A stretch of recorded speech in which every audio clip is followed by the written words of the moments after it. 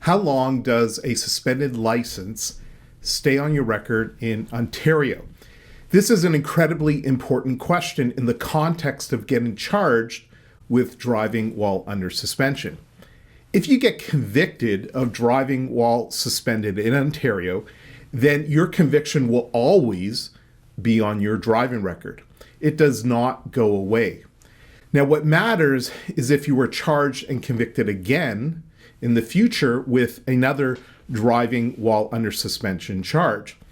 For the sake of this video, let's call that a second conviction. If you have multiple convictions of driving while under suspension, the timing of those convictions is what matters in regards to the penalty.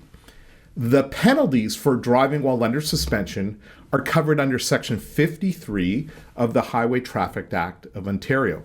And the law is clear that if you are convicted of more than one time, the penalties increase.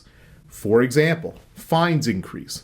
And because you have prior convictions, the prosecution may consider additional penalties, including jail time.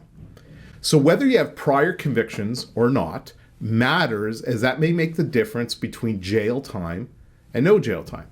The final decision maker of the penalty is the Justice of the Peace. Now, here's what's really important. The Justice of the Peace will look at the timing of your prior convictions. Specifically, the key timing is 5 years from your last conviction. If your current second conviction is less than 5 years from your first conviction, then the courts will consider your latest conviction to be a second conviction, and your penalties will increase and be harsher. But if your current second conviction is more than 5 years from your first conviction, then the courts will consider your second conviction as a first conviction. That means the penalties you face will be much less painful. So when you're driving while suspended, convictions will always be on your record for the court to consider. The timing of your convictions is really what matters. If you have dated convictions that are more than 5 years old, then those convictions will be ignored in regards to the penalties you face.